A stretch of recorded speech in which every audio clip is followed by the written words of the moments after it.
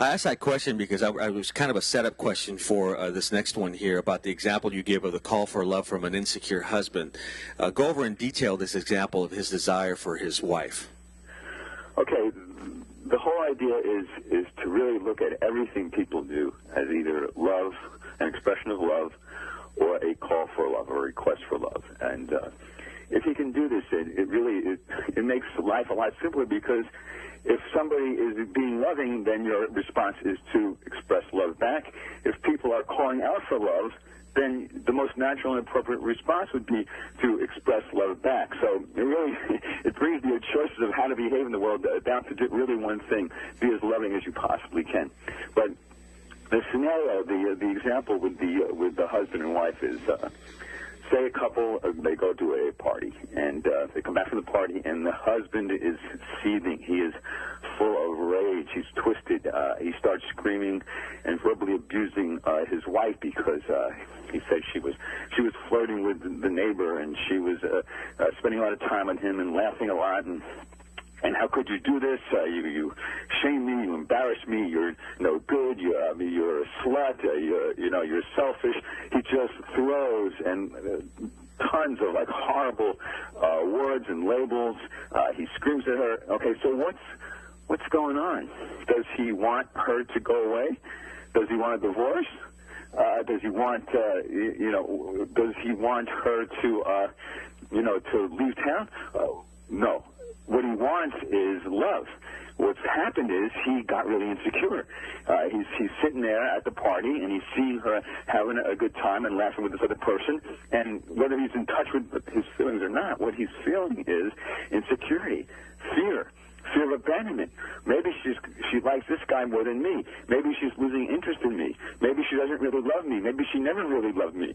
Maybe I'm going to lose her. Oh, my God, this is terrible. But instead of coming home and saying to her, oh, my God, this is terrible, you're talking to that guy and laughing so much, and it reminds me of, hey, we don't laugh as much as we used to, and then I'm starting to think maybe you're not interested in me, or falling for this other guy, or something, maybe you're going to leave me someday. Instead of coming home and saying that and kind of expressing his insecurity and his fear and his self-doubt, he attacks. He does the exact opposite of what he wants. He thinks that by screaming, he's going to manipulate her to behave better next time and not act that way next time, but really all he's doing is just increasing the possibility of the thing that he fears, because he's pushing her away with his animosity, his aggression, and his abuse. So the thing is, if the wife could have the presence of mind when the husband comes home and starts screaming at her,